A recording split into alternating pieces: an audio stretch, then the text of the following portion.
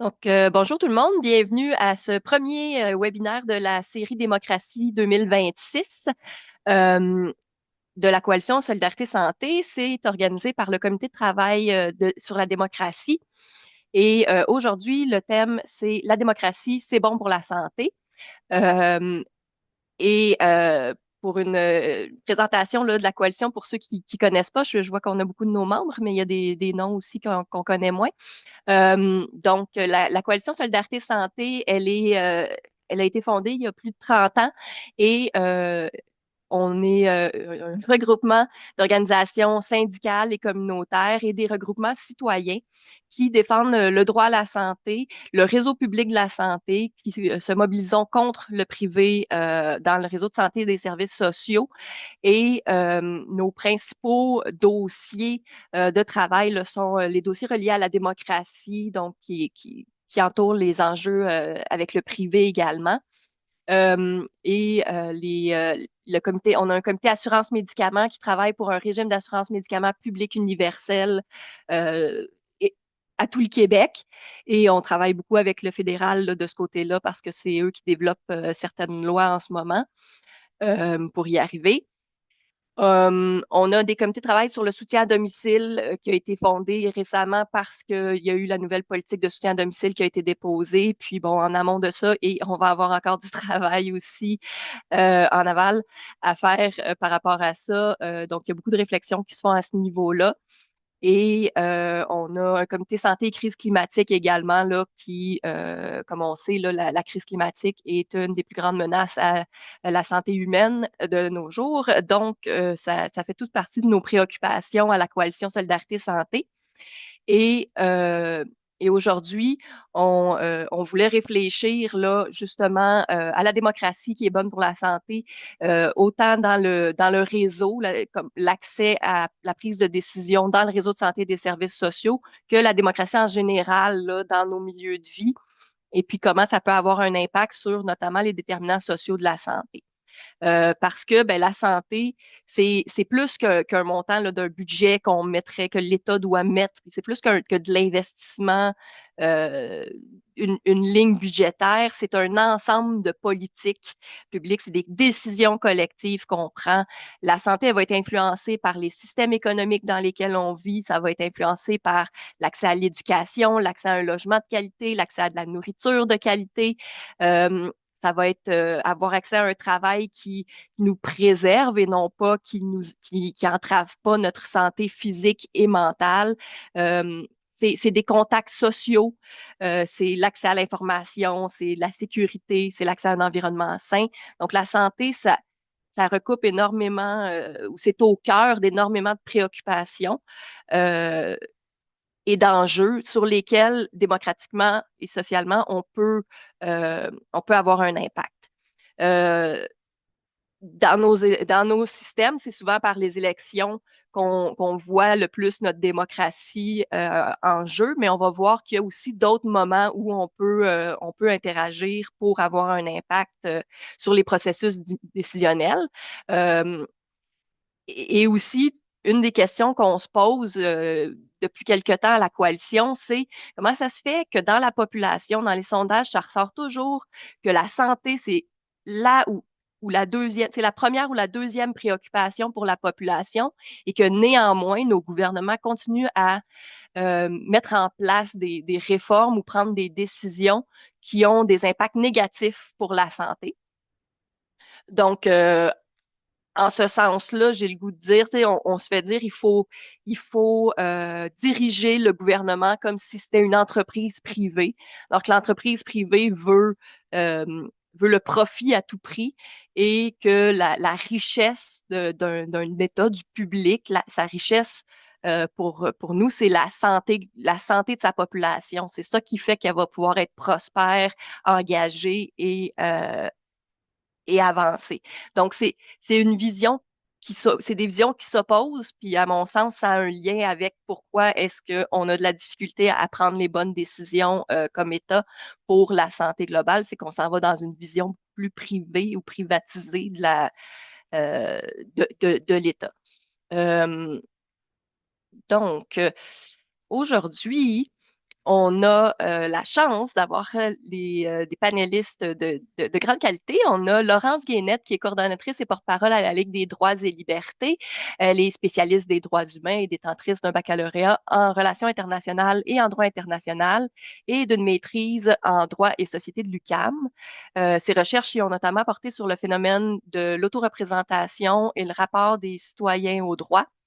À la Ligue des droits et libertés, elle intervient régulièrement dans les enjeux de justice sociale, de mobilisation citoyenne et de protection des libertés fondamentales. Euh, Elle a contribué à des publications spécialisées comme à la revue Ababar, puis elle participe à des projets de recherche là, en partenariat avec Comrade, par exemple. Elle va aborder aujourd'hui les enjeux de démocratie dans le réseau de santé et de services sociaux en lien avec la dernière réforme puis Santé Québec. Et notre deuxième panéliste, c'est Guillaume Tremblay-Boily, qui est chercheur à l'IRIS et qui est détenteur d'un doctorat en analyse sociale et culturelle de l'Université Concordia. Il est spécialiste de l'histoire du Québec et de la sociologie des mouvements sociaux. Il s'intéresse particulièrement à la transformation écologique et à la démocratisation de l'économie. Puis, il a notamment publié des études sur le revenu viable, le gaspillage alimentaire, l'accès à la santé et aux services sociaux. De son côté, il va aborder les enjeux de la démocratie plutôt dans le cadre de nos milieux de vie, puis leur lien avec la santé. Donc, sans plus attendre, je laisserai Laurence présenter à toi. OK, merci. Bonjour. Donc là, je te repasse la POC de la salle d'attente du Zoom, Geneviève, advenant qu'il y a d'autres gens qui se joignent. Et j'ai à peu près une vingtaine de minutes, c'est ça? Parfait. Donc, bonjour tout le monde, merci d'être là. Donc, ça, Geneviève m'a déjà présenté. Je m'appelle Laurence, je suis à la Ligue des droits et libertés. Puis, c'est important de comprendre que ce dont je vais vous parler aujourd'hui, c'est pas le fruit de mes pensées personnelles, mais bien le fruit d'un travail collectif qu'on fait à la Ligue depuis plusieurs années. Donc, on a eu un comité sur le droit à la santé qui s'est créé pas mal dans la foulée du début de la pandémie, avec cette urgence que les militants et militantes de la Ligue et le conseil d'administration de la Ligue et tout ça voyaient, de mieux comprendre le droit à la santé, puis de voir comment il était peu appréhendé comme un droit, en fait, notamment par les élus, les administrations publiques. Euh, donc, ce comité-là s'est formé et a fait vraiment un travail d'aller creuser un peu ce que c'est le droit à la santé, puis comment ça s'applique à différents enjeux qu'on connaît au Québec. Donc, je vais vous présenter toutes sortes de réflexions qui sont issues de ces travaux collectifs-là des dernières années. Voilà. Puis, que dire de plus? Dans le fond, j'aimerais parler aujourd'hui un peu d'abord vous présenter notre définition du droit à la santé, juste pour qu'on parte de cette base commune.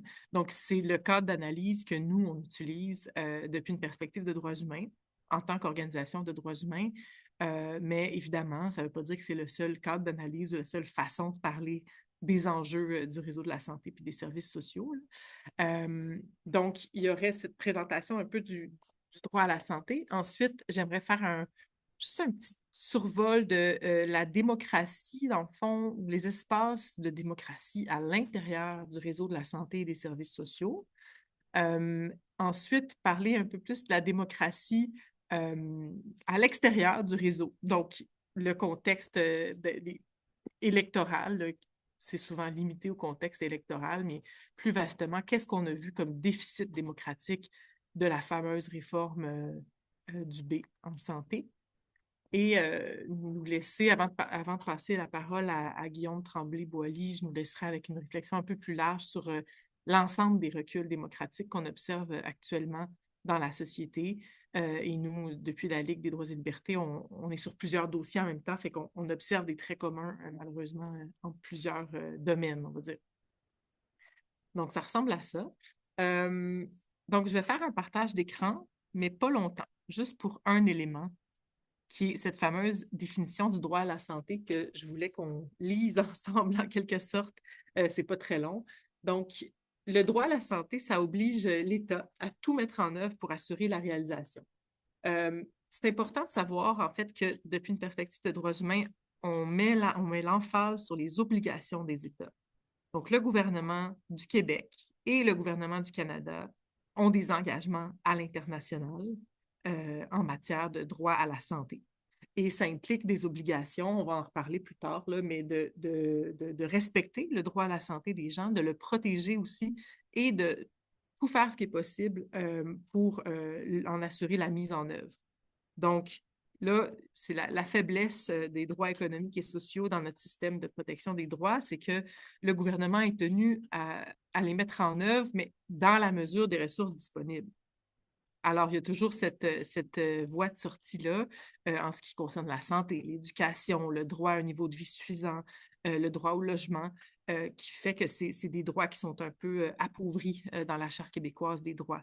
Mais il n'en reste pas moins que les États, donc le gouvernement du Québec y compris, a cette obligation de toujours progresser. Il y a une obligation de ne jamais régresser, de toujours progresser vers une meilleure mise en œuvre du droit à la santé. Et ça passe notamment par mettre en place des infrastructures qui font en sorte que tout le monde a accès aux soins et aux services avec absolument aucune discrimination. Donc, voilà, là, je me suis déjà épanchée à partir de la première phrase, mais donc je poursuis. Le droit à la santé, ça requiert aussi une participation démocratique des populations et des mouvements sociaux dans les décisions qui les concernent en matière de santé et de services sociaux. Ça, c'est très intéressant. Ça va être un peu l'objet de mon petit bout de discussion aujourd'hui, de comprendre que même dans le cadre international, ça, c'est pas non plus une invention de la Ligue, c'est issu aussi du cadre international de protection des droits humains. Une des conditions pour qu'une population puisse exercer pleinement son droit à la santé, c'est qu'il y ait une possibilité pour la population de participer aux prises de décision. D'ailleurs, c'est la même chose en matière de droit à un environnement sain et de quelques autres droits où la démocratie est intimement liée à l'ordre social et politique qu'on parvient à mettre en place pour pouvoir exercer les droits humains. Le droit à la santé, ça ne réfère pas à l'absence de maladie.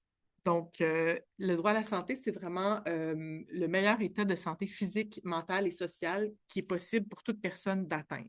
Ça veut dire qu'il faut que les différents déterminants sociaux de la santé on puisse intervenir sur eux de façon favorable, que les personnes atteignent le meilleur niveau de santé qui soit possible et que surtout, si les personnes ont des enjeux de santé, que ce soit physique, mental, psychosocial, ce ne soit pas en raison du non-accès aux infrastructures, aux services adéquats, à des discriminations, etc. Voilà, c'est un peu ça. Là, j'ai déjà parlé des obligations des gouvernements québécois et canadiens. Vous me direz, oui, mais le Québec n'est pas un État à l'international.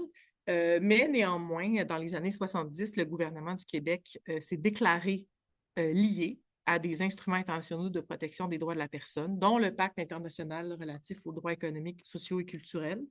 Ça veut dire que, puis ça, c'était à l'unanimité par un décret en 1976, si je ne me trompe pas. Donc, le Québec ne peut pas facilement dire que ça ne le concerne pas. Ensuite, puis là, on revient ici à la démocratie. Là, donc, c'est pour déterminer les biens et services sociaux et de santé qui sont requis et qui sont adaptés culturellement. Donc, je pourrais y revenir, mais l'État doit mettre en place un processus décisionnel qui permet que la population participe. Et quand la population participe aux prises de décision, on a beaucoup plus de chances que les décisions soient équitables, soient justes, tiennent compte des réalités culturelles des différentes communautés, des besoins particuliers, de l'accessibilité, de l'inclusion de toutes les populations vulnérables, que ce soit en matière de handicap, Bon, alors c'est vraiment une façon de prendre des décisions, comment dire, c'est pas juste par vertu pour avoir un beau processus où les gens sont inclus, mais c'est aussi pour arriver à un résultat d'avoir des soins de santé et des services qui soient adéquats et qui permettent à toute la population de réaliser son droit à la santé. Dernière chose que je voudrais dire par rapport à ça, j'ai dit tantôt que le droit à la santé est un peu affaibli, en ce sens que les gouvernements doivent avancer dans sa mise en œuvre, mais ils peuvent toujours dire, ah, on le fait à la mesure des ressources qui sont disponibles. Mais après ça, la fiscalité, puis où est-ce que le gouvernement décide d'aller chercher ou pas les ressources, c'est une autre histoire, évidemment. Mais il y a un droit qui est transversal à tous les autres droits et qui ne souffre aucun retard, c'est le droit à l'égalité. Donc, la discrimination est prohibée en tout temps, même quand ce sont des droits comme le droit à la santé ou d'autres droits dans la charte qui sont un peu affaiblis en termes de justiciabilité. La non-discrimination, elle, c'est immédiat. On ne peut jamais discriminer une personne dans l'exercice de ses droits. Et si on pense au droit à la santé, c'est facile de voir au Québec qu'on a des enjeux. Donc, ça peut être discrimination sur la base du revenu, surtout si on parle de l'accélération de la privatisation. Il y a le racisme systémique qui continue à être vraiment un enjeu important, particulièrement pour les peuples autochtones, dans leur accès aux soins de santé et la façon aussi dont ils vivent les services sociaux mis en place par le Québec. Et on peut penser aussi aux droits des personnes migrantes. Donc, les personnes à statut précaire ou sans statut souffrent des discriminations dans l'exercice du droit à la santé. On peut penser aussi aux personnes qui vivent avec des enjeux de santé mentale et qui subissent souvent des soins coercitifs. Donc, ça aussi, depuis le cadre de protection des droits humains, du droit à la santé, les soins coercitifs, ce n'est pas le droit à la santé. On ne peut pas utiliser le droit à la santé pour dire, pour forcer des soins sur quelqu'un. Si on le fait, c'est faire usage complètement erroné et fallacieux du cadre d'analyse des droits humains. Bon, si on met ça de côté un peu pour bon, on met ça de côté, mais on part avec cette base de voilà sur le cadre d'analyse sur lequel la Ligue s'appuie. Je voulais juste faire un petit... Excusez, je ressors mes notes. OK. Excusez-moi. Donc, là, je vais faire juste un petit passage. Le temps passe vite en plus, mais un petit passage par le plan santé. Mais j'ai l'impression qu'il y a beaucoup de gens autour de la table qui connaissent des bouts de son contenu. Donc, je vais vraiment faire un survol du plan du B en santé avec les espaces démocratiques à l'intérieur puis à l'extérieur, si je peux dire ça comme ça. Donc, non seulement le plan du B en santé a échoué à faire avancer la participation des populations aux prises de décision en matière de santé. Ça aurait pu être une occasion pour un législateur de dire on va renforcer encore la participation des populations. C'est plutôt le contraire. C'est pas seulement le plan du B qui le fait, vous en serez tous conscients et conscientes, c'est aussi un démantèlement du réseau public, puis aussi de certains espaces démocratiques qui s'opèrent sur un plus long terme. Donc, il y a des espaces démocratiques importants dans le réseau de la santé québécois qui ont existé avec plus de force. Par exemple, les CLSC, la façon dont les CLSC étaient gérés pendant des années et qui se sont effrités. Dans le plan du B en santé, il y a eu aussi des reculs par rapport au comité d'usagers, donc une centralisation accrue. Donc ça, c'est comme un peu les reculs démocratiques qu'on peut voir à l'intérieur du plan santé. Et de façon générale, comme je le disais au départ, comme aucune mesure, en fait, qui renforce la possibilité pour la population de participer au processus décisionnel. Alors, selon le cadre international des droits humains, en fait, le Québec aurait dû adopter puis mettre en œuvre un plan d'action qui répond à l'ensemble des besoins de la population. Et puis, pour faire ça, il faut que la population ait accès à l'information pertinente sur les problèmes, que les différentes communautés puissent s'exprimer en fonction de leurs particularités, etc. C'est juste une information que je voulais ajouter. Donc, c'est ça. Comme dans le plan santé, la collectivité n'a pas du tout été partie intégrante de l'élaboration de ce plan-là. C'était déjà à l'avance un très mauvais base sur laquelle tabler. Si on prend maintenant le plan du B en santé, plus ce que ça signifie en termes démocratiques d'une vision plus large, là, à l'extérieur des articles du projet de loi, je veux dire, dans le contexte social, politique dans lequel ça s'est déroulé. D'abord, le plan du B, c'est quelque chose de vaste qui a inclut le projet de loi 15 sur l'efficacité de la santé, mais pas seulement. Ce n'est pas seulement le projet de loi 15. Donc, le plan santé, il faut savoir que c'est un paquet de mesures qui se sont déployées de différentes façons depuis la mise en place. Ce n'est pas seulement un projet de loi qui a été, lui, très, très médiatisé. À l'extérieur de ce projet de loi-là, il y a eu d'autres dispositions qui ont été adoptées par voie de règlement, par voie de décret, parfois en catimini. Donc, je pense notamment aux dispositions qui venaient changer, en fait, la couverture, la couverture qui était possible d'avoir. Excusez, le privé pouvait dorénavant couvrir plus de services et de soins qu'auparavant, ce qui vient, en fait, accélérer la privatisation, le fait aussi que la pratique double puisse être permise davantage, a fait en fait que la privatisation s'est accélérée. Mais ça a été adopté par décret un 7 décembre. Ça n'a pas fait l'objet de... Ça n'a pas passé dans les médias ni rien. Il n'y a pas eu de consultation, il n'y a pas eu de débat de société autour de ça. Donc, je le prends comme l'une des mesures dans ce continuum du plan du B, qui est venu vraiment jeter les bases de certaines modifications au réseau de la santé et des services sociaux sans que la population ait son mot à dire. Et sans non plus que la population ait voté pour ça de façon claire au moment des élections. Si on veut se référer encore à les élections comme étant un moment souvent jugé très important là, de l'exercice démocratique, on ne nous avait pas non plus annoncé voici la direction qu'on va prendre. On va la prendre à travers un projet de loi, mais à travers un paquet d'autres petites affaires plutôt discrètes. Donc, il y a cette dimension-là. Bon, puis là, j'ai parlé de ce règlement qui a été modifié, règlement d'application sur la loi sur l'assurance maladie. Je m'excuse, je n'avais même pas nommé le règlement. Donc ça, c'était décembre 2022.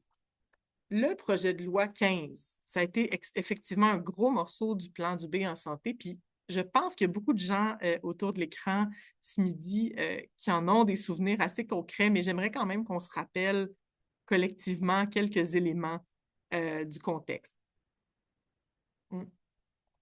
Rappelons-nous que c'était un projet de loi de 1134 articles et que même les partis d'opposition se plaignaient d'être complètement débordés et pas capables de l'analyser adéquatement dans les délais qui étaient impartis.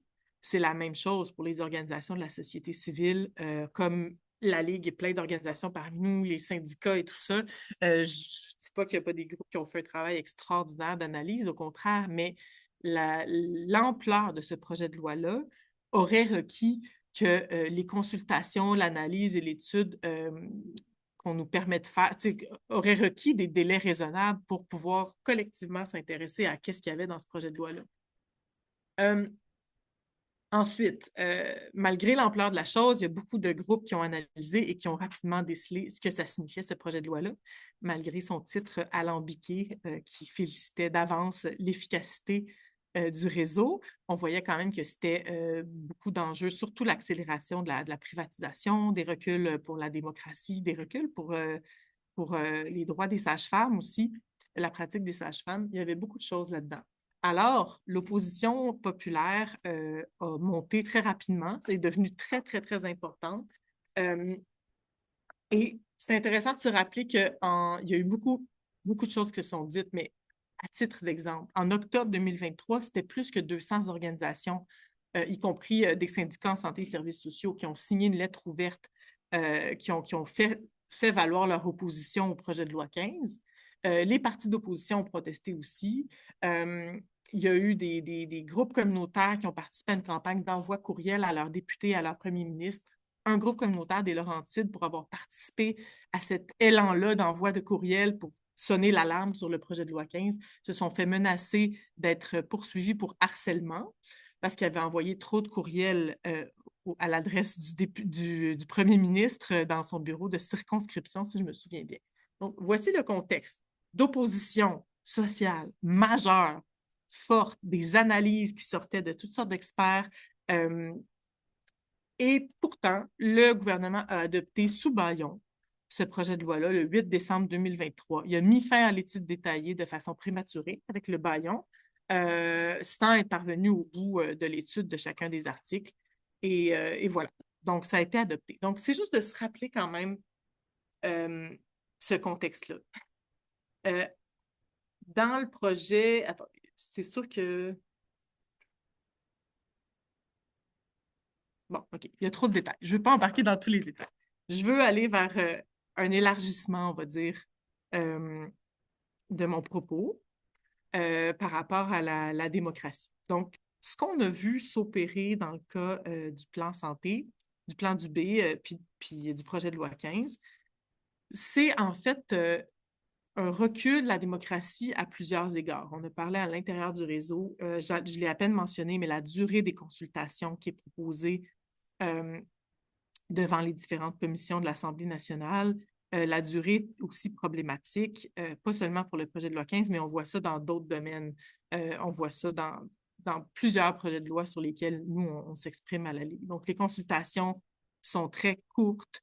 Les consultations sont aussi, beaucoup d'acteurs sont invités qui ont été parmi les seuls consultés qui viennent s'exprimer pour aller dans le sens de ce que le gouvernement dit.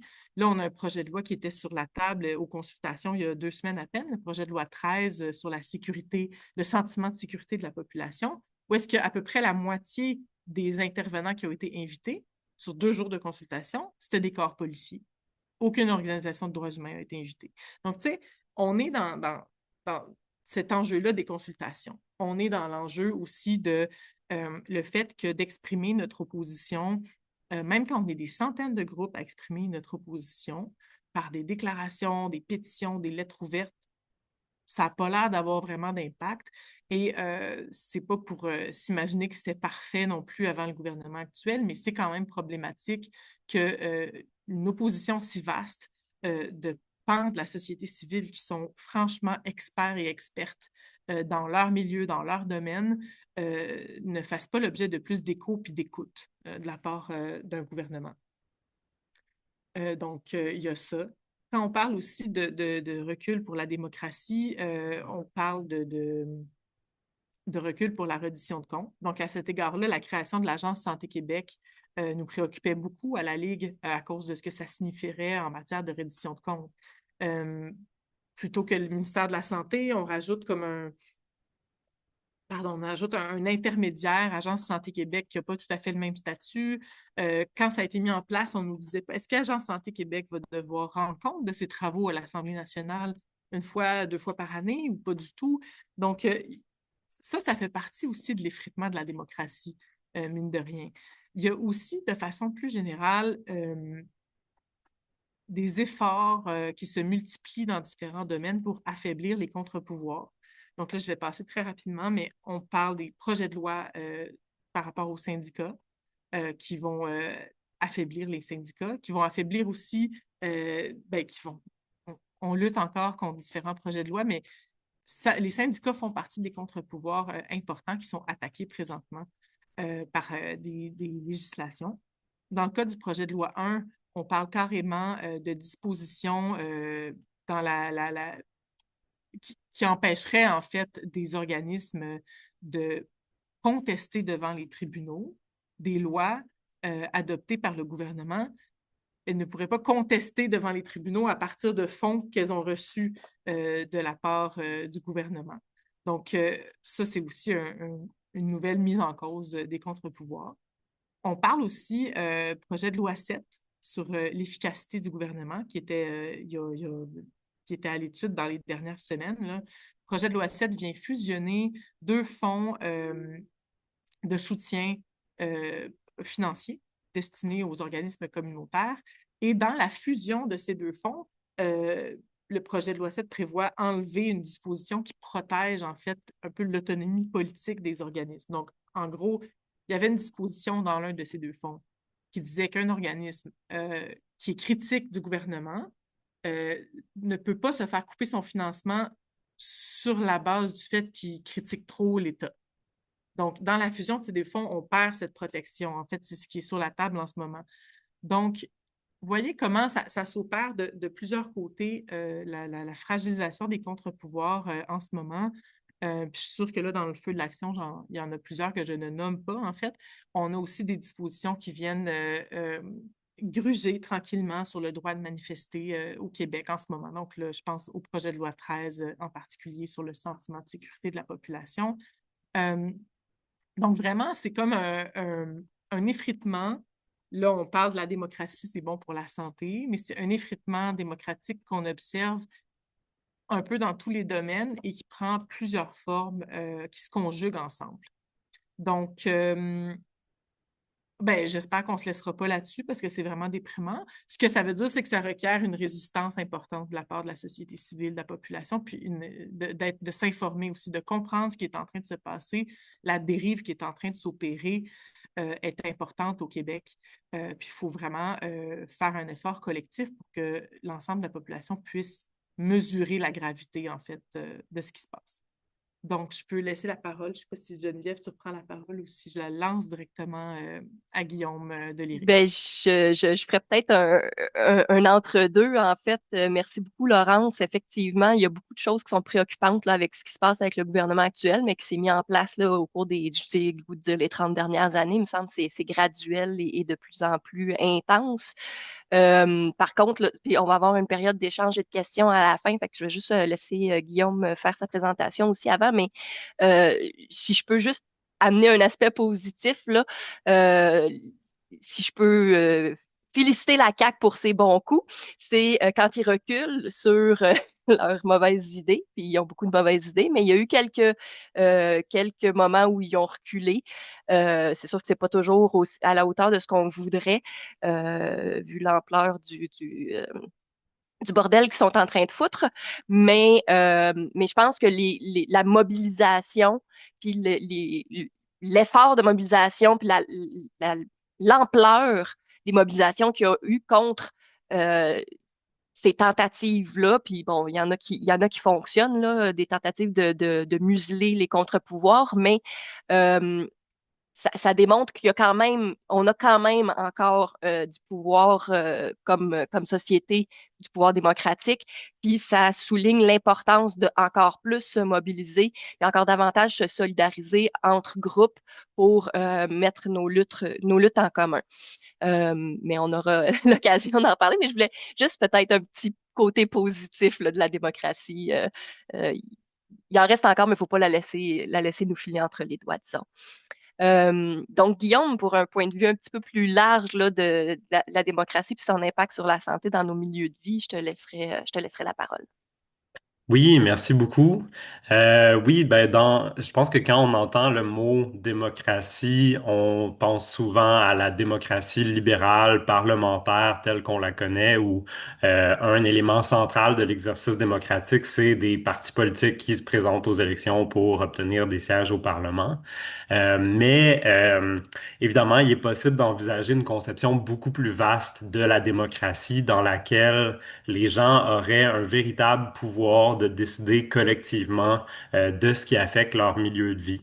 Ça pourrait passer par des instances décisionnelles locales dans chaque quartier et dans chaque milieu de travail.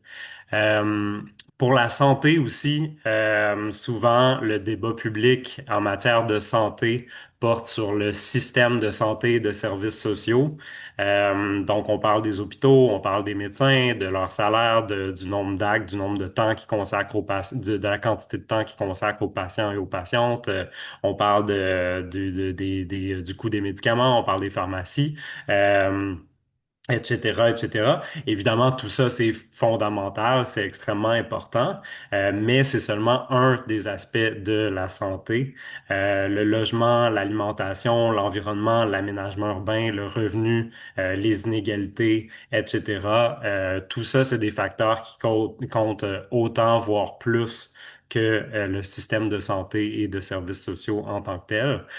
Tout ça, c'est ce qu'on appelle les déterminants sociaux de la santé. Dans les années 70, on parlait des causes sociales et politiques de la maladie. C'est une façon un peu différente de formuler la même chose, mais je trouve qu'elle est parlante, est intéressante. Ça a quelque chose de plus concret peut-être que le terme déterminants sociaux de la santé.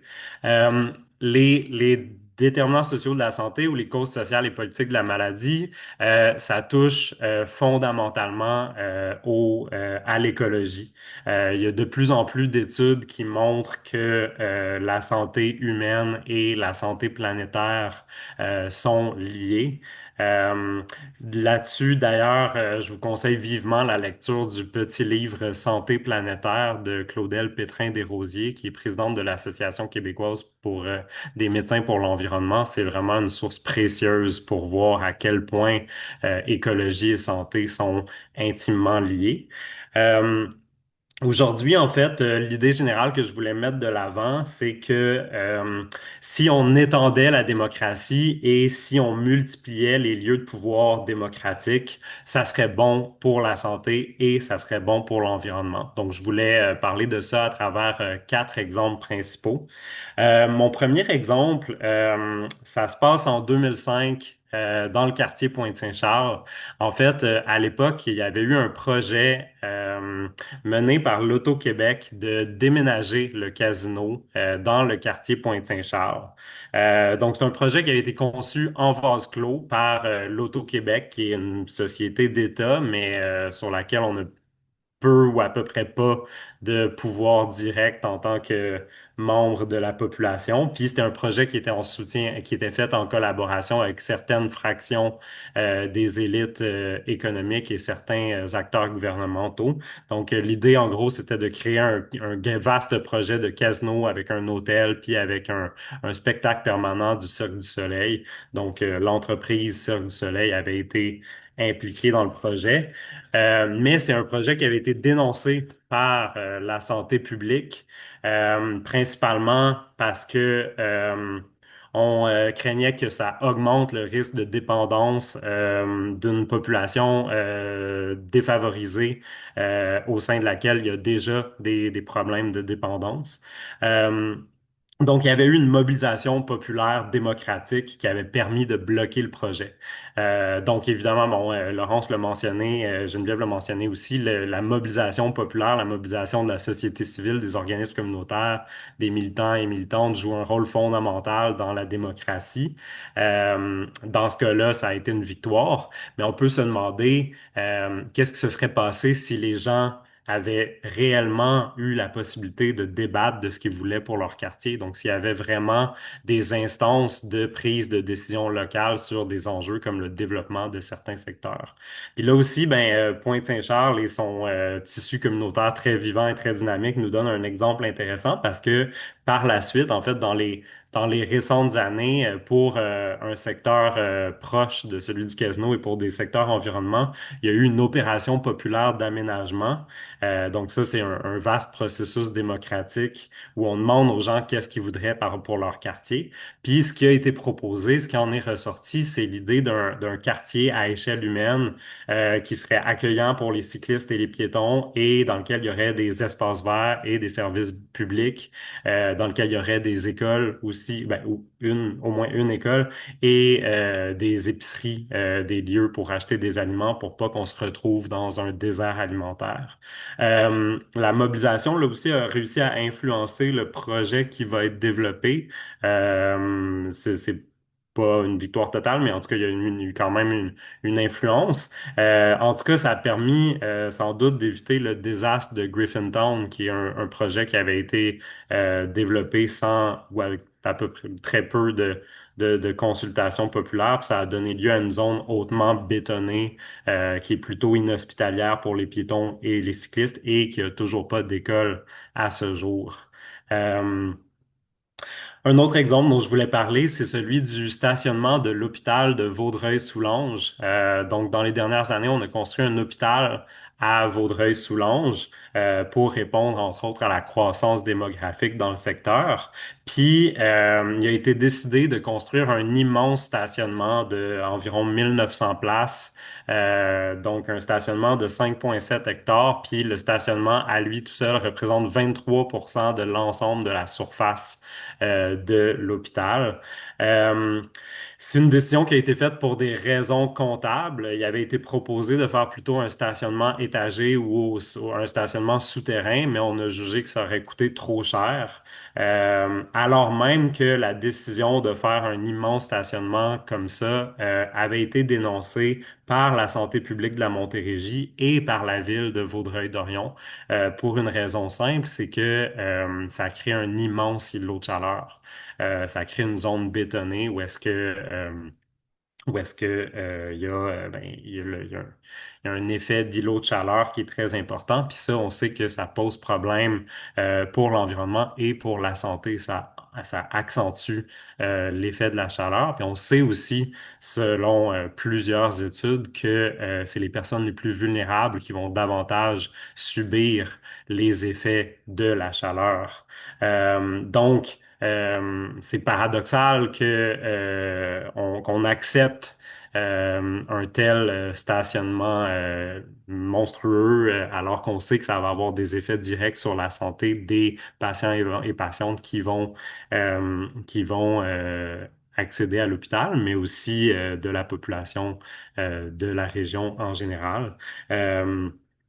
Euh, il y a aussi un effet très direct sur l'accès à la santé et aux services sociaux. Dans le cadre de mon étude sur l'accès à la santé dans la Naudière, il y a des personnes que j'avais interviewées qui m'avaient mentionné que le seul fait de devoir traverser le stationnement en hiver quand le stationnement est glacé ou en été quand il y a trop de chaleur, ben ça peut être un obstacle à l'accès à ces rendez-vous hospitaliers ou aux urgences pour les personnes à mobilité réduite et pour les personnes âgées particulièrement.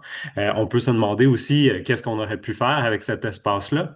23% du terrain, c'est immense. On aurait pu en faire, s'en servir pour des installations médicales ou tout simplement pour créer un espace plus attrayant avec des arbres, avec des fleurs, avec des jardins, avec des espaces pour se promener. Parce qu'on sait aussi, il y a des études qui montrent que tout ça, ça joue sur la santé des gens, ça aide les gens à se rétablir, le fait d'avoir accès à des espaces verts, à des espaces attrayants.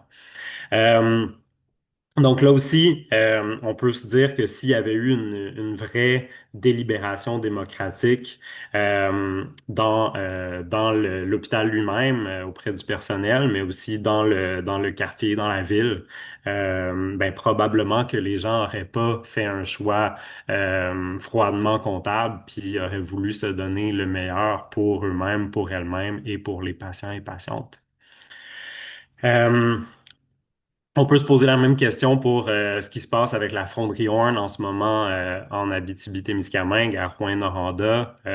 Techniquement, la décision récente a été prise par le conseil municipal, donc il y a eu un vote démocratique à l'échelle locale, mais ça s'est fait sous la pression, sous les menaces de fermeture, menaces de déménagement, délocalisation de la fonderie. Donc tout ça, évidemment, ça soulève des inquiétudes sur la qualité du processus démocratique. Puis on peut se dire que si il y avait eu une vraie délibération démocratique avec une vraie diffusion de l'information, avec des vraies occasions de débat, des vraies occasions de se prononcer euh, pour tout le monde, des vraies occasions pour tout le monde de se prononcer sur l'enjeu, peut-être que les choses auraient été différentes.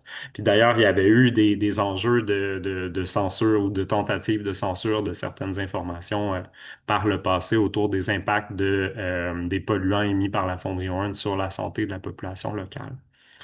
Euh, L'exemple de la fonderie Horn est un peu ma transition pour enchaîner vers la question de la démocratie dans les milieux de travail.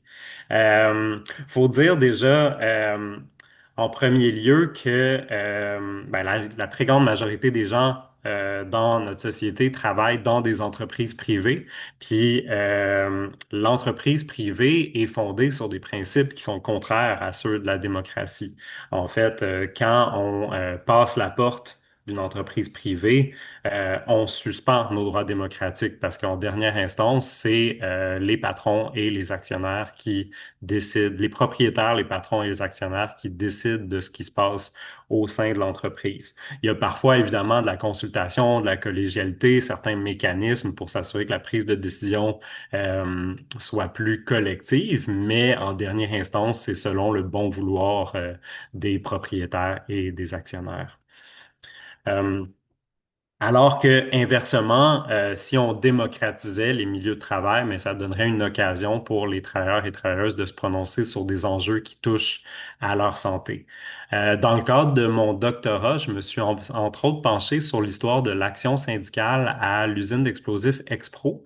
Elle s'appelait auparavant Expro. C'est une usine de Valleyfield qui existe encore, qui s'appelle aujourd'hui General Dynamics. Euh, En fait, ce que j'ai étudié, c'est le fait que des militants se sont impliqués dans le syndicat de cette usine-là, dans le but de le démocratiser et de le rendre plus combatif aussi. Quand ils se sont impliqués, ils se sont assurés qu'il y ait plus d'assemblées générales, qu'il y ait un journal d'usine qui permette de transmettre de l'information sur ce qui se passe dans les différents départements, qui est un conseil de délégués, donc qui est toutes sortes de démarches pour s'assurer que ça soit un espace où les travailleurs et travailleuses puissent davantage se prononcer. Puis, ben, tout ça, ça a créé un lien de confiance entre le syndicat puis les employés, puis ça a permis plus de mobilisation, puis la mobilisation a porté, entre autres, sur des mesures de santé-sécurité parce que c'était une usine très dangereuse où est-ce qu'il y avait régulièrement des incendies, des déversements d'acide, des produits chimiques dangereux qui étaient utilisés. Donc, en démocratisant le syndicat, ça a donné une prise aux gens pour se mobiliser, pour adopter davantage de mesures de sécurité pour améliorer la santé des travailleurs de l'usine. Puis par la suite, en fait, dans les années 90, le syndicat a été beaucoup plus loin en proposant un projet de co-gestion de l'entreprise. Donc, ils ont créé une sorte de coop qui a acheté le tiers des parts de l'entreprise. Puis, ils se sont servis par la suite de ce levier-là pour démilitariser une bonne partie de la production. Donc, l'idée était de faire, au lieu de faire des armes qui allaient enlever des vies, ils se sont mis à produire des explosifs qui servent à activer des sacs gonflables pour les voitures. Donc là aussi, protéger la santé et la sécurité des gens au lieu de faire des armes. Puis, ben, il y a un autre cas plus récent dont j'ai parlé dans un article sur le site de l'IRIS. C'est le cas de l'usine GKN à Florence. Les employés de cette usine-là se sont vus licenciés du jour au lendemain parce que le fonds d'investissement qui possédait l'usine a décidé de fermer tout simplement. Donc, les 400 travailleurs et travailleuses ont été mis à la porte, mais plutôt que d'agir isolément ou de rester passifs, ben, ils se sont mobilisés, ils ont décidé d'occuper l'usine, puis ils se sont alliés avec des groupes environnementaux pour proposer un plan de reconversion. Donc, c'était une usine de pièces d'automobile, mais ce qu'ils ont proposé, c'est de transformer ça en usine qui ferait des vélos cargo, des panneaux solaires et des autobus. Donc là aussi, un projet de démocratisation qui va de pair avec un projet d'écologisation de la production. Les deux cas dont j'ai parlé, c'est des cas d'usine, mais ce dont je parle, le lien entre démocratie, santé et écologie, je pense que ça peut s'appliquer à n'importe quel milieu de travail.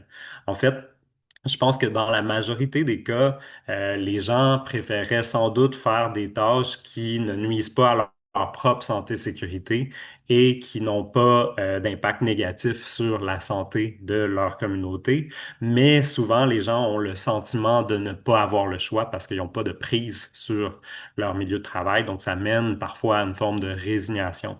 Alors que si on démocratisait les entreprises, notamment les transformant en coopératives, ça donnerait aux gens des occasions de réfléchir à la finalité de leur travail et de le réorganiser pour qu'il soit socialement utile et bon pour la santé. Merci. Merci beaucoup, Guillaume. Super intéressant. Ce que j'en retiens beaucoup, c'est que dans le fond, pour pouvoir participer au processus démocratique, une des choses qui est importante, c'est d'avoir accès à de l'information, être au courant de ce qui se passe, pouvoir participer à des réflexions, à des échanges. Puis ça veut dire tisser des liens sociaux. Puis on sait que l'humain, bon, la santé humaine, l'humain fait partie d'un écosystème. C'est le vivant et tout relié entre eux. Donc, les liens sociaux et tisser des liens sociaux, c'est aussi bon pour la santé. Euh, L'accès à l'information, je trouve que c'est quelque chose euh, qui est important, notamment là, avec les dérives qu'on prend vers le privé là, en santé. On a plus de difficultés, on entend beaucoup qu'il y a plus de difficultés, les gens ont plus de difficultés à avoir accès à l'information avec Santé Québec maintenant. On sait qu'il y a beaucoup bon, tout ce qui est les cliniques privées et tout, on n'a pas accès à l'information. Donc, c'est beaucoup plus difficile d'analyser l'efficacité du privé parce que c'est une chasse gardée et, euh, et c'est beaucoup plus difficile d'avoir de la prise sur ces décisions-là parce qu'on ne sait pas que ça se passe. Alors que justement, de propager de l'information sur c'est quoi les mouvements sociaux, les enjeux environnementaux, mais aussi sociaux ou des enjeux de logement, de pauvreté, de ne pas en parler, c'est aussi un danger pour la santé, mais plus on en parle, plus on est conscientisé, plus on prend des décisions par rapport à ça, où on s'implique, et donc ça va avoir un impact positif sur la santé globale.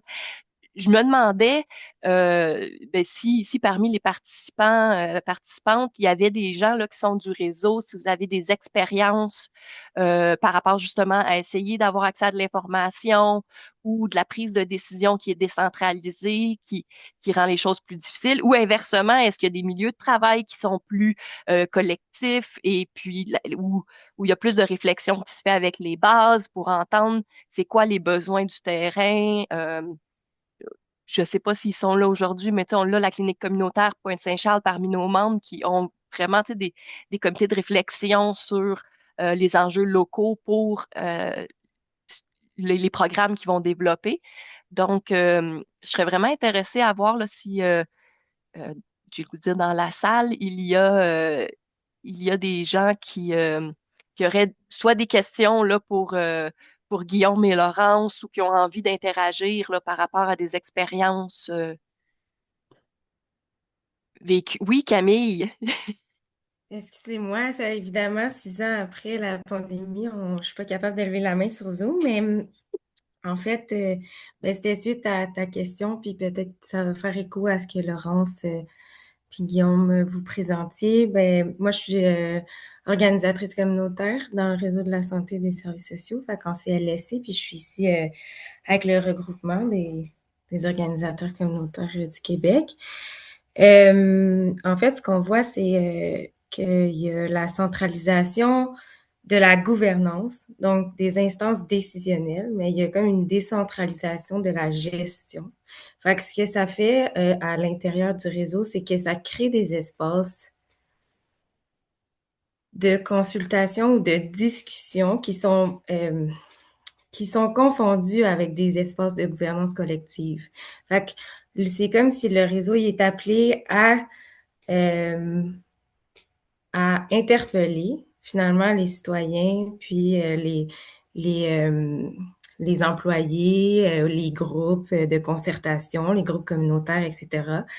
euh, dans une dans la perspective où ils travaillent en collaboration, mais dans les faits, ça va être plutôt soit une transmission d'informations, soit une consultation partielle avec déjà des objectifs préétablis desquels qui incombent finalement la nouvelle gestion du réseau de la santé et des services sociaux. Fait qu'on assiste à ça, puis ça devient vraiment mélangeant de distinguer finalement les espaces qui sont justement décisionnels, où la consultation, les citoyens ou les groupes, leurs voix sont réellement prises en compte dans leurs préoccupations et dans les décisions versus les lieux où ils sont euh, interpellés là, d'une manière plus en surface, mettons.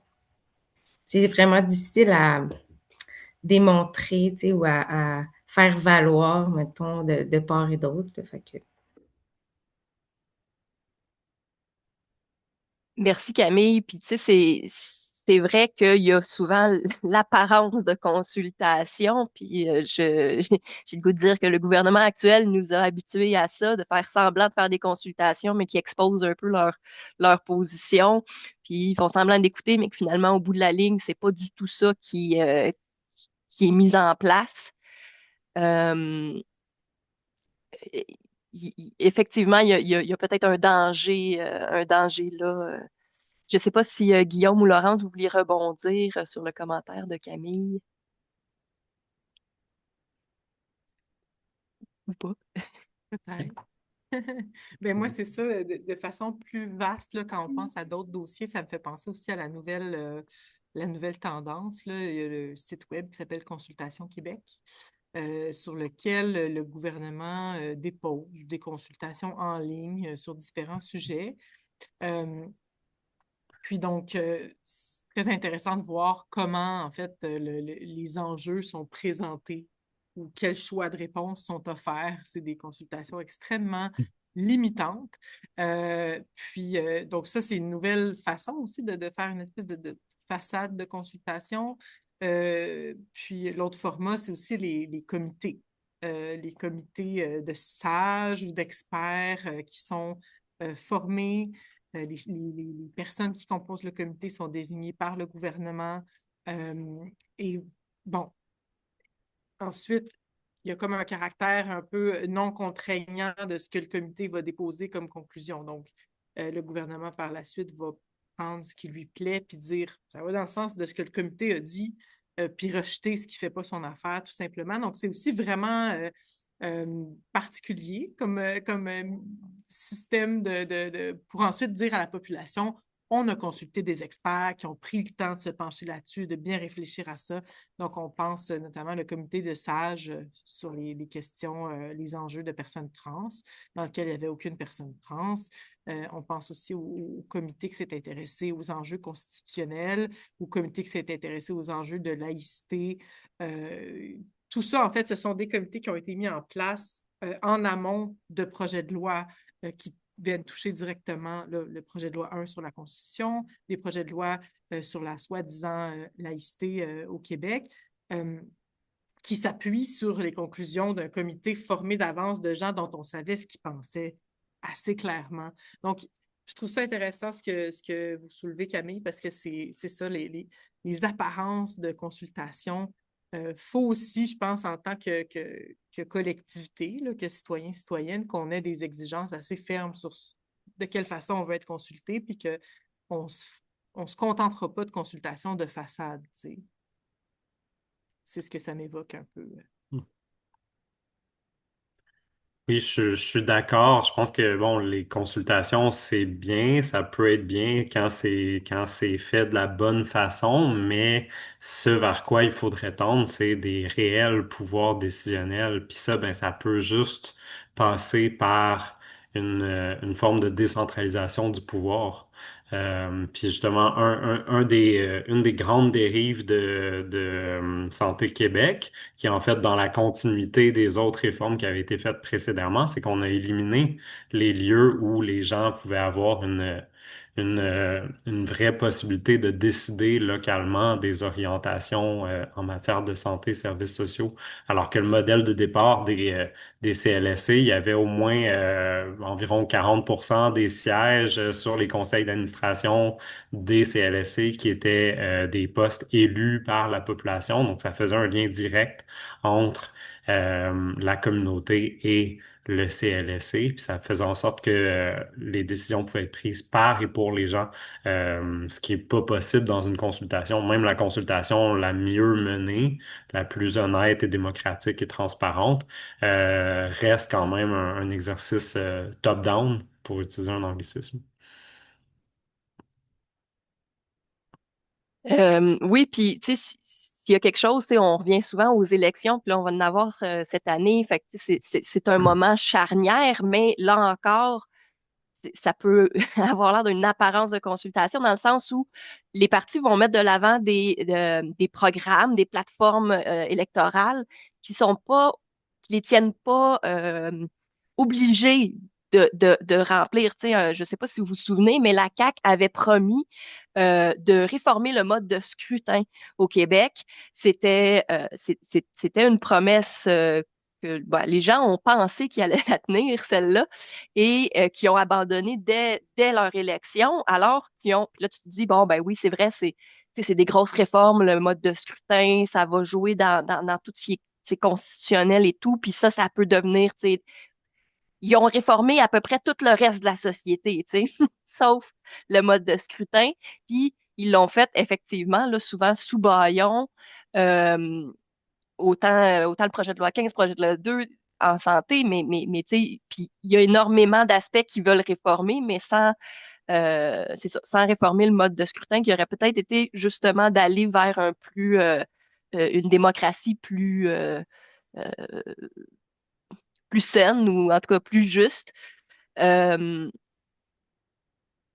puis l'autre chose que je voulais amener, c'est la réflexion sur la fiscalité puis l'accès aux ressources. Laurence, elle nous parlait que c'est le droit à la santé dans la limite où on a la capacité à le faire.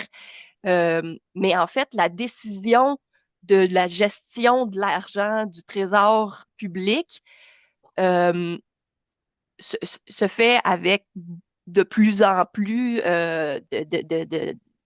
d'imperméabilité à la démocratie. Tu sais, c'est des décisions qui sont prises sur lesquelles on n'a pas d'impact nécessairement, que ce soit d'inviter une équipe de hockey au lieu d'investir dans les services publics, que ce soit de dire, ben, on va vous donner un chèque de 500 pièces mais avant les élections, mais on va couper des services, on va se doter d'une grosse structure pour réformer la santé. Fait qu'on vous dit qu'on investit massivement là-dedans, mais dans le fond, on investit dans des cadres, dans des gestionnaires et non pas sur le terrain. Puis on coupe les services à la population. C'est tous des choix politiques, ça, qui sont faits. Puis c'est là où, j'ai le goût de dire, notre impact est peut-être plus à petite échelle d'essayer de, d'essayer d'avoir euh, voyons, de convaincre les élus, mais aussi les candidats, là, vu qu'on va être en période électorale prochainement, dans les prochains mois, de convaincre les candidats de s'engager à ce que ces décisions-là soient prises en fonction de la santé de la population et non pas la sacro-sainte économie comme si ça existait en dehors de la santé et de la population. L'économie, c'est une science humaine, c'est une science sociale. Fait que c'est ridicule de la voir comme si elle existait en soi et séparée du reste. Euh, puis je pense, moi, que nos élus font fausse route quand ils voient ça comme étant quelque chose et une fin en soi. Euh, mais voilà, c'est mes réflexions sur le mode de scrutin. Je vois qu'on a perdu beaucoup de gens, puis une des raisons, c'est parce que la F3S organise, c'est ça en ce moment, qui commence à 1 heure, voyons, un regroupement sur la convergence des luttes. Puis entre autres, il y a des sujets là, comme on discute aujourd'hui qui vont être discutés, j'imagine. Nous, on va se connecter après la rencontre en ce moment, mais je pense qu'on perd beaucoup de gens pour ça. Si, est-ce qu'il y a d'autres questions, commentaires, échanges avec nos panélistes ou entre vous, des témoignages, ça nous ferait vraiment plaisir.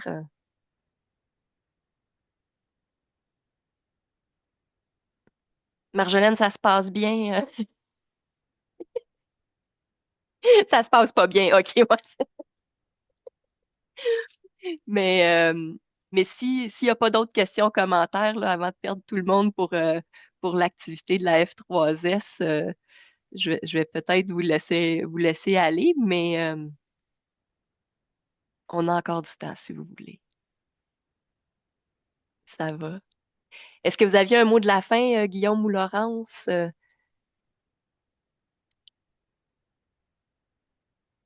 Non, c'est. Moi, j'allais peut-être juste ajouter, je trouve ça intéressant quand on regarde tout ce qui s'est développé du côté du droit à un environnement sain. Puis Guillaume en parlait, là, des liens tellement étroits entre le droit à un environnement sain puis le droit à la santé. Ce qu'on nous dit dans le cadre international, la Convention d'Aarhus notamment, puis tout ce qui s'est développé pour l'étoffer puis donner de la substance à ce droit-là, c'est qu'en fait, la participation des populations au processus décisionnel est une condition d'exercice incontournable pour avoir un droit à un environnement sain. Ça inclut le droit à l'information, ça inclut la liberté d'expression, tout ça. Puis aussi, ça inclut, on nous laissé sur la réflexion un peu sur la démocratie, d'avoir des processus de consultation, en tout cas des processus qui permettent aux gens de se prononcer, non seulement en temps utile, donc pas d'être consulté trop tard ou après coup, ou pas d'être consulté une fois que la construction d'un projet a déjà commencé, d'avoir des moments pour le public pour participer à toutes les étapes du processus, donc en amont, en aval et tout au long. Et surtout, une mention quand même presque amusante, là, c'est que finalement, ce que la population a exprimé ait un impact réel sur les décisions qui vont être prises par après. Donc, ça, c'est ce qui est étoffé autour de la Convention d'Aarhus en matière de droit à un environnement sain, mais qui nous éclaire aussi sur ce qu'on peut réfléchir sur la démocratie plus largement. Merci. Oui. Je dirais peut-être que des fois, ça peut avoir l'air abstrait, la question de la démocratisation, puis on peut avoir l'impression on est attaqué de toutes parts là, avec le gouvernement qu'on a en ce moment, mais aussi les gouvernements précédents. Mais je pense que c'est intéressant de se rappeler il existe des tonnes d'exemples de milieux démocratiques, puis d'expériences démocratiques, que ce soit des expériences historiques comme les cliniques populaires ou les garderies populaires dans les années 70, mais aussi des tonnes d'exemples contemporains, des exemples d'aujourd'hui comme les coopératives d'habitation ou des coopératives de travail ou toutes sortes d'organismes du milieu communautaire autonome ou de la société civile. Donc, je pense qu'on peut s'inspirer de ces exemples-là. Tout à fait. Donc, on peut avoir un impact même à petite échelle, tu sais, en participant dans nos municipalités, dans nos quartiers pour ceux qui habitent dans des villes, en s'impliquant dans des projets de ruelles vertes ou quoi que ce soit, puis en développant la communauté comme on la souhaite pour qu'elle nous rende bien et épanouie.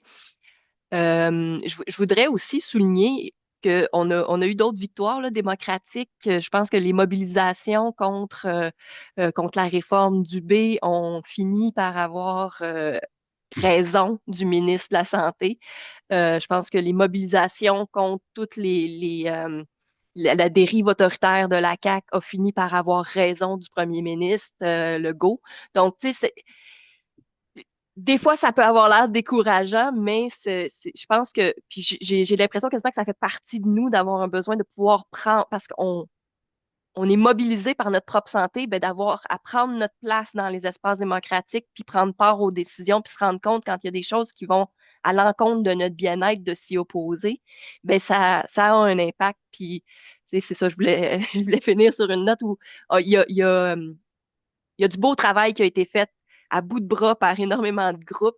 Tu sais, je pense à nos groupes membres, mais beaucoup de groupes alliés aussi qui se mettent ensemble, qui mettent en commun leur vision qui font avancer les choses, qui ont un impact malgré des fois là, le- l'impression qu'on n'a pas de prise sur le pouvoir. Euh, voilà. Ça ferait. C'est un bon bout de la fin. Ben, c'est ça. Finissons un peu plus sur les bonnes notes parce qu'il faut aussi, tu sais, T'as reconnaître raison. il y a des petites victoires. Puis c'est à force de ces petites victoires-là en tout cas, au moins qu'on recule moins. Merci beaucoup de votre participation. C'est ça, c'est sur l'heure du dîner, c'est souvent prenant. Puis aujourd'hui, puis dans le printemps qui s'en vient, mais cet hiver et le printemps qui s'en vient ont été quand même assez difficiles pour les groupes en défense de droits. Puis bravo pour le travail que vous faites, puis merci d'avoir pris le temps de discuter avec nous. C'est vraiment important ces milieux, ces moments de réflexion-là. Et puis merci beaucoup à Guillaume Tremblay-Boilly et Laurence Guénette pour vos présentations, vos réflexions, et puis de nous avoir amenés là, plus loin euh, dans nos réflexions à tous et à toutes. Donc, Merci. Et à on a vous. fini un petit peu tôt, mais merci beaucoup. Merci tout le monde, puis bonne rencontre de convergence pour ceux et celles qui y vont. Oui, puis on s'en redonne des nouvelles. OK. Merci beaucoup. Ouais. Merci, au revoir. Merci Au Guillaume. revoir. Merci à toi.